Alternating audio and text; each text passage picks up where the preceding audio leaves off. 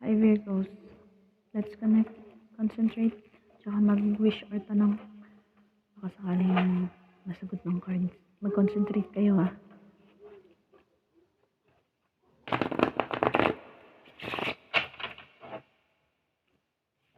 Concentrate guys.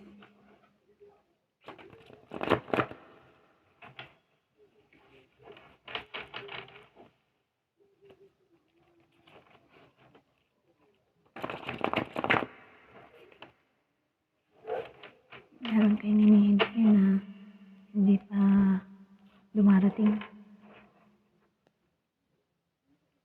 Wish fulfillment niyo sana yun.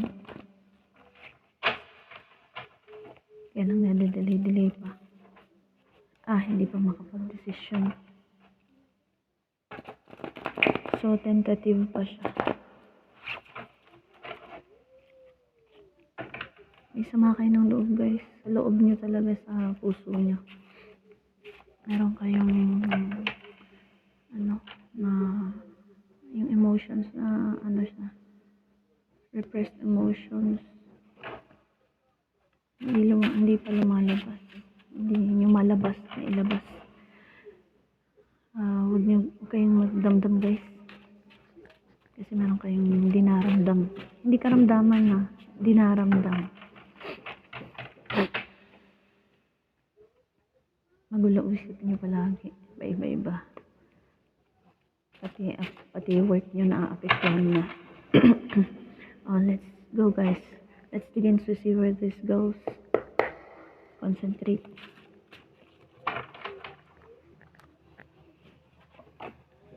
May bagong opportunity or news about the lover or something na gusto nyo maging part ng na yun, ng bagay na yun. Pero wala sa sitwasyon nyo. Wala sa control nyo ang sitwasyon, guys. Gusto nyo na magbagong buhay o bagong may puntahan kayo na hindi nyo pa napupuntahan. May gusto nyo kayong gawin na hindi nyo pa nagagawa.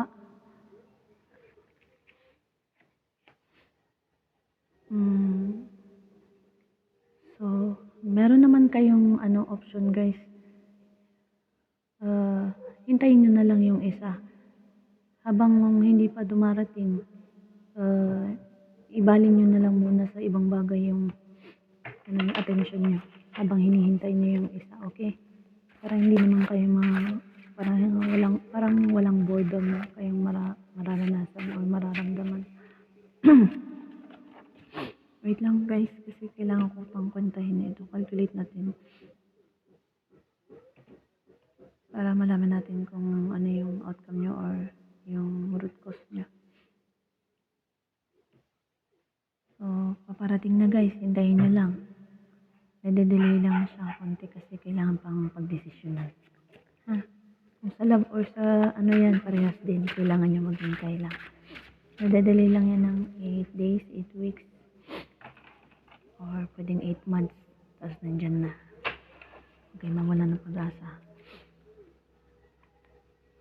Kung sino naman dito yung aside from that, meron dito yung guys, may lover kayong mahilig sa SEX or yan lang ang habol sa inyo. So parang nagtataka na kayo kung love ba niya kayo o SEX lang yung gusto niya sa inyo.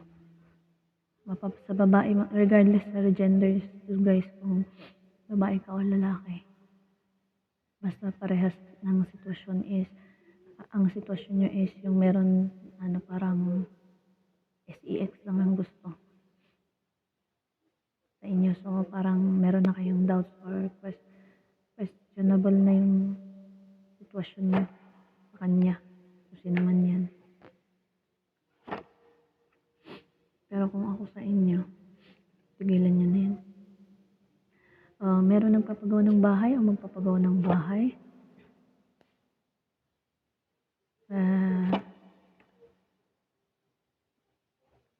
Meron din dito, niloloko ng babae. Niloloko siya ng may asawa. Na asawa niya, niloloko siya ng asawa niya. May third party yung babae.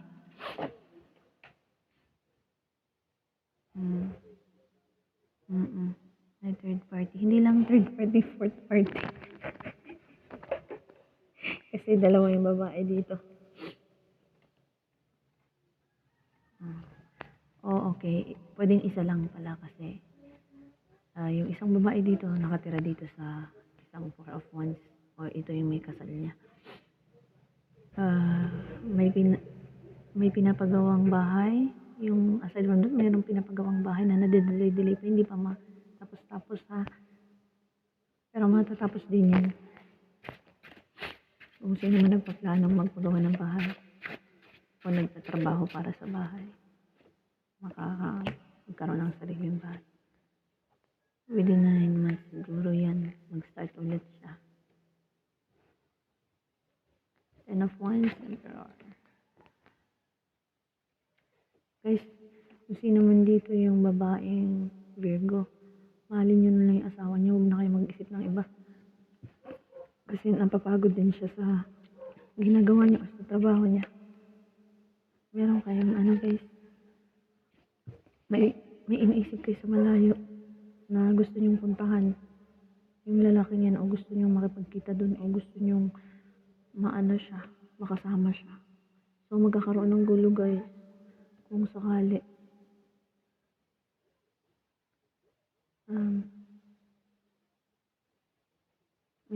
May gustong pumunta na lalaki sa inyo guys. Kasi naman yung Virgo ng babae na kausap ko ngayon na may asawa na siya. May lalaking gustong makipagkita sa inyo o kayo ang gustong parehas kayo, gusto niyo makita isa't isa. Kawawa naman yung asawa niyong lalaki guys. Nagpapakahirap para sa inyo, nagsasakripisyo. Tapos ganyan lang ginagawa niya. Pwede naman pigilan yan guys. Pero nasa inyo, hindi ko naman kayo mahawakan sa leeg. Huwag naman kayo pwedeng sabunutan eh. Ay nako. So, guys, lover nyo yun. Lover nyo nga.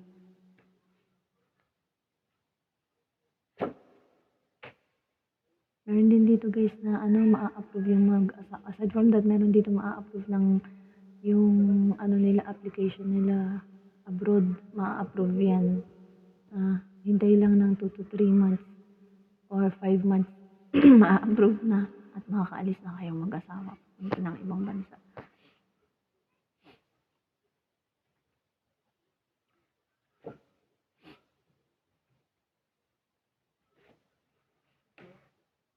Wait lang guys.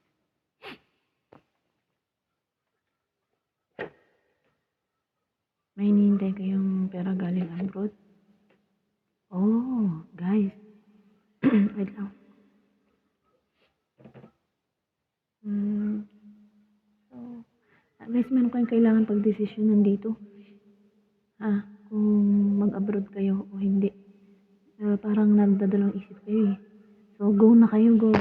Kung na kayo kasi yung swerte nyo nandun, wala dito. Kung nasa ibang bansa naman kayo, wala din yung swerte nyo nandito or somewhere na hindi basta hindi dyan. Tapos guys, meron kayong darating na swerte, napakadaming pera nito. Yung iba hindi pa nakakahawak ng ganitong halaga. Hintayin lang. 2 days, 2 weeks, 2 months. Hintayin nyo lang. Yan guys. May change. May change sa buhay nyo. Yan. Yayain din. Aside from that, meron din yung magyaya sa inyong inuman galing abroad. Yung galing abroad yung magyaya sa inyong mag-inuman. O party, ganyan. Bahala na kayo dyan kung pupunta kayo o hindi. So guys,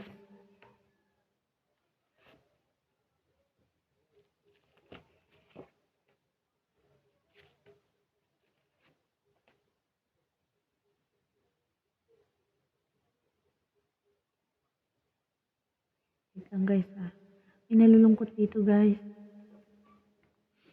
Yung iba kasi, alam mo kasi, ang taas ng pangarap nyo, maabot nyo rin yan. Pero ngayon may kalungkutan o mayroon pang mga disappointments, huwag kayong bibitiw ha. Meron din dito guys yung magbibigay din sa inyo ng isang lalaki, magbibigay sa inyo, pwedeng boss, magbibigay sa inyo yan ng pangkabuhayan.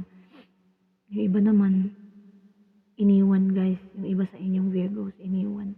At bumalik sa isang lalaki. Dahil yun yung may mas pera, mas mapera kaysa sa'yo. Sorry ha. Pero hayaan mo na yan.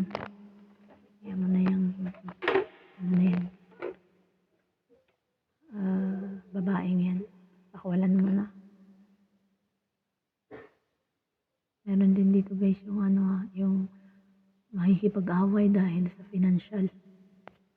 O maiinggit dahil kung sino man dito yung financially stable, kakainggitan kayo guys. Ingat kayo.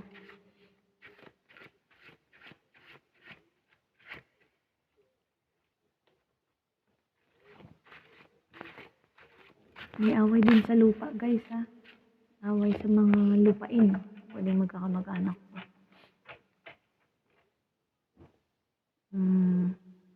Meron pa dito yung galing abroad tapos ayusin niya yung mga lupa. Mga problema sa lupa pagdating niya. Meron din dito guys yung iniwan kayo tapos gustong bumalik. Dahil noon hindi pa niya kaya kayong buhayin. Tapos ngayon babalik na siya dahil kaya na niya. Tanggapin niyo kung ganun guys. Kung ganun.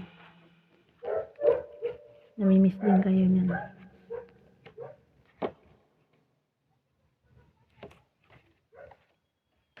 Guys, meron hindi ka panipaniwalang darating sa buhay mo na ikakasaya mo. Ako masayang-masaya dahil sa financial stability guys.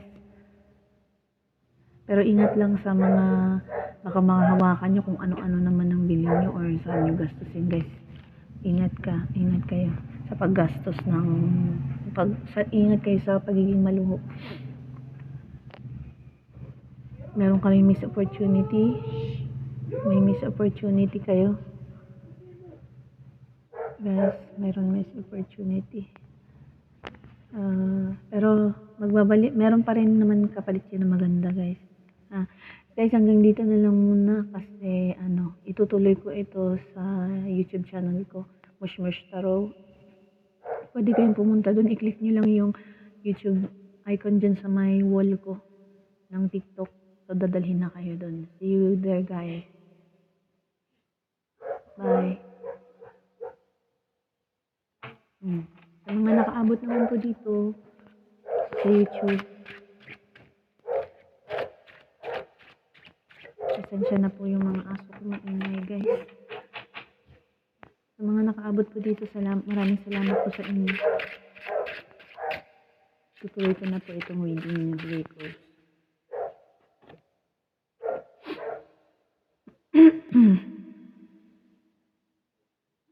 Wait lang. Guys, meron kayong work na maganda na naghihintay sa inyo. Kilusan nyo lang. Kasi magiging masaya kayo dun. Guys, okay. Meron din dito yung guys, kasal siya. Ang sabi niya, ikaw daw yung mahal niya at hindi yung asawa niya. Pwedeng niya yan, i-divorce niya or i-annul niya yung kasal nila para kayong magsama. Pero wala pa ako nakikita dito kung tunay ba yung sinasabi niya o baka ito third party ka lang niya. Kasi pag pinagsama ko yung 4, 7, and 10, mahina ako sa guys, puntahan.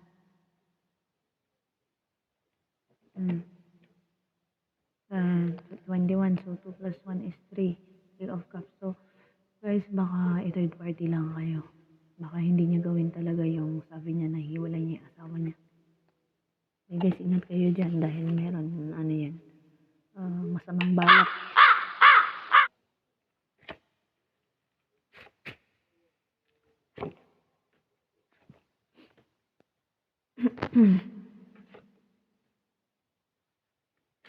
May stalker kayo guys.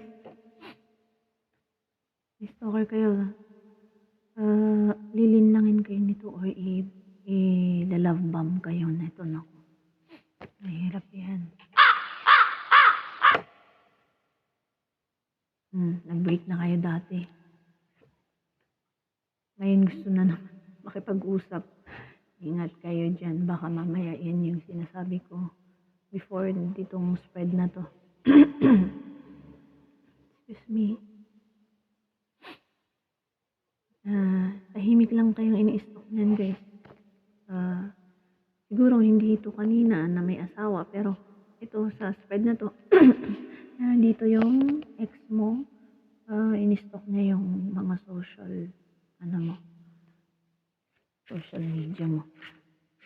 Tapos nakikita niya, ang ganda mo, ang pogi mo, ganyan. Tapos gusto ko na naman kausapin. Gusto na naman, alam mo na, ilalabam ka na naman niya. Gusto naman makuha yung gusto niya. Bahala na kayo dyan guys kung kausapin niyo pa yan. Pero kung ako sa inyo, wag na.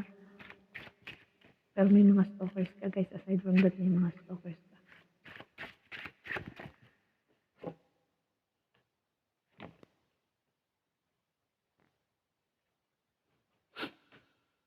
Ingat din sa mga, guys, sa mga air signs. Ingat kayo sa mga air signs. Kung pababae man o pang lalaki, mag-ingat kayo sa mga air signs. May tinatago silang hindi maganda. At meron din mga sekreto, mga hidden agenda. May kipag-usap sa inyo. Okay. Meron dito guys, aside from that, meron dito lalaki na naguguluhan na yung isip niya. May tinatago siya, hindi natin alam kasi hindi pwedeng. Pag meron ditong moon guys, hindi mo siya malalaman kung gusto niyang itago yun. Hindi natin agad malalaman yun kasi basta yung motive lang niya is lolokohin ka lang niya. Yan lang ang alam natin kasi pag may the moon guys, nakakonceal yan. So energy yan, pwede niyang hindi i-reveal yan. Pero makikita ko naman dito na huwag niyo lang anuhin ng air signs. Sa ngayon sa ngayon, kung meron man sa inyo ng malapit na air signs na lalaki. Sa mga girls lang to, na Virgo, huwag niyo munang tanggapin. Kasi meron something na tinatago siya. Na ang outcome niya is magkakasira sila mag-asawa. Nasa inyo na yun guys kung papatulan niyo yan. Pero kung ako sa inyo, baka SEX lang ang habol niya. Wait lang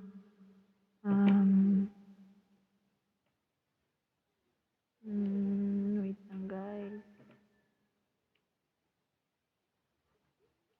Malapit na siyang dumating guys. Hindi siguro mga to. Wait lang. Between July 21 to and July 21 and between July 21 and June 21 and July 21. Yan. Yan yung mga date niyan guys.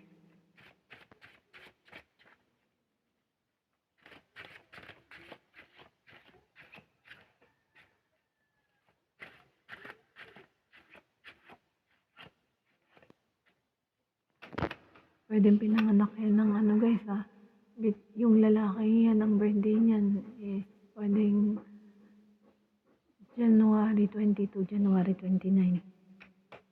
Your sign. Yan ang niya. Tapos, May 21 to, basta yung mga air sign, alam niyo naman na yung mga air sign.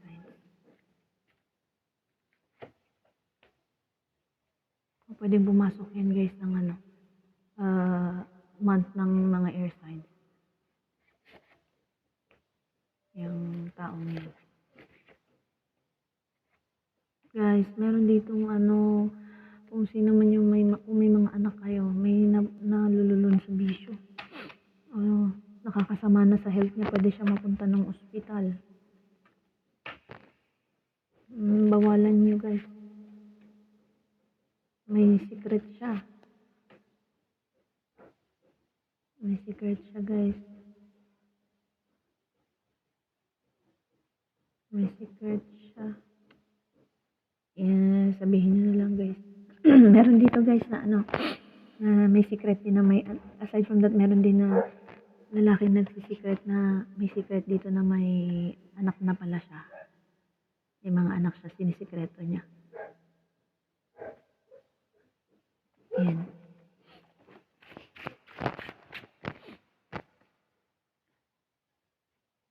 Malalaman niyo naman yan siguro. Pero hindi niya yung sinasabi. May anak na siya. Wala naman masama dun. Bakit itago yung mga anak?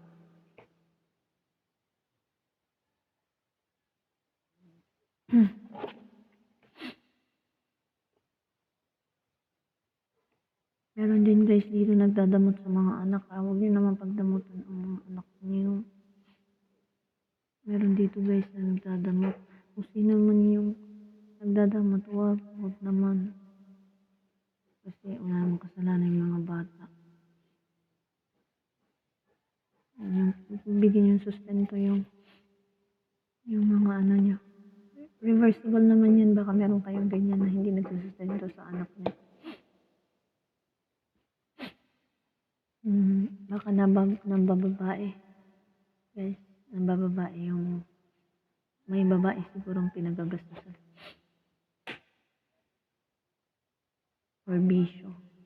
Kaya hindi nasusustentuhan yung mga anak.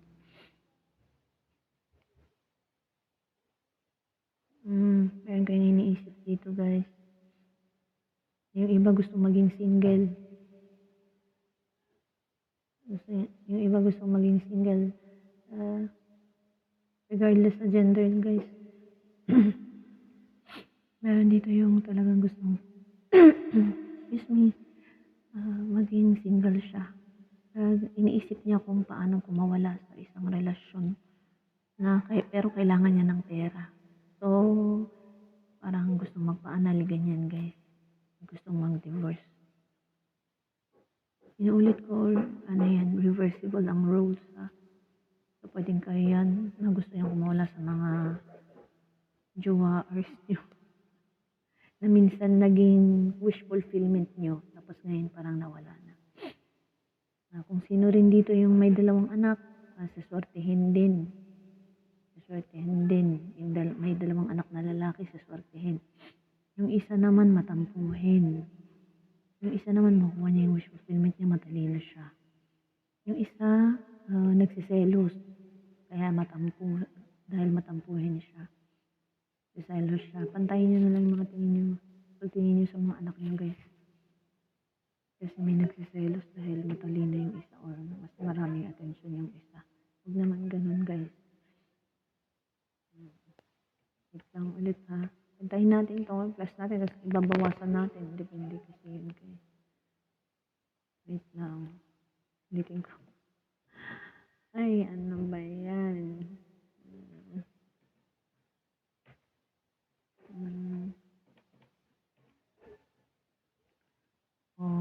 Okay. Sandali. May justice sa buhay ng mga bata, guys. May justice. Kung kunyari, kung kanina man sino man yung nagdadamot sa mga bata, huwag yung pagdamutan kasi yung mga bata na yun, pag sinuwertin sa buhay at tumanda na kayo, hindi na kayang, hindi nyo na kaya magtrabaho at hindi nyo sila sinuportahan noon.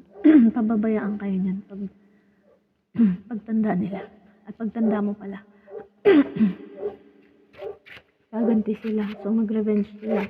Ikaw ang kawawa. So, dapat pantayin nyo yung tingin nyo at saka yung suporta nyo sa mga anak nyo. Ibigay nyo hanggat maaari.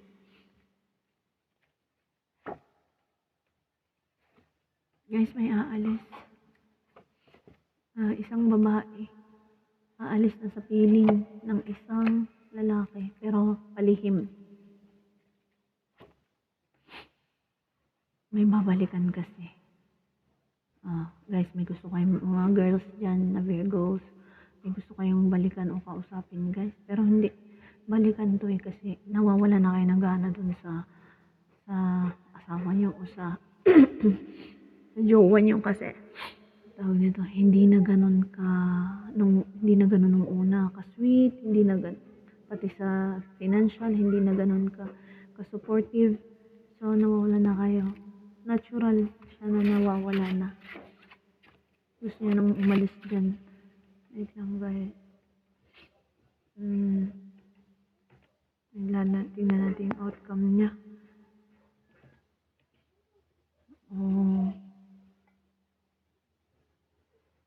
Within siguro guys, within 3 months to 9 months or sa March hanggang September guys, makakaalis kayo dyan o dyan na kayo magbabalak na umalis. Kasi nawalan na kayo ng gana. Or dyan yung ano na yan na mag-trigger siya. Gusto niyo nang umalis.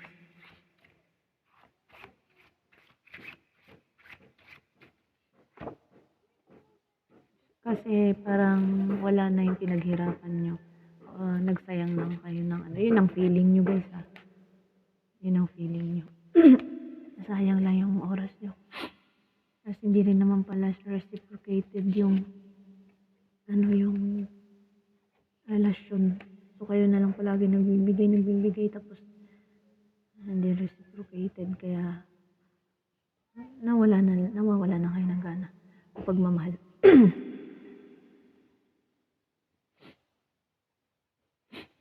Guys, meron ditong babae na nai-inlove. Akala niya papakasalan siya, yun yung inaasahan niya, pero hindi siya papakasalan, guys. Niloloko lang siya, guys. Pwedeng kayo ito, guys. Niloloko. Tinitingnan kung hanggang saan kayo. Niloloko lang kayo. Kasi player yung sinabing pakakasalan kayo, guys. Player yan. Yung sinasabing namimiss kayo, namimiss kita, pag hindi kita nakikita, ganyan. Pero 777 to guys. So, ang kulang na lang is yung 7 of cups. Guys, ibig sabihin guys, tapos the Hierophant, si God na mismo ang nagsasabing niloloko ka nito. O yung higher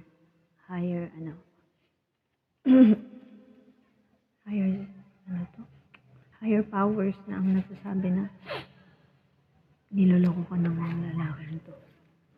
Ay, huwag ka na maniniwala. Love na love mo, grabe. Naasahan mo yan na papakasalan ka o siya na makakasama mo ng buhay. Kaya, ingat ka dyan. Baka hindi matuloy guys ang inaasahan mo kasal niya.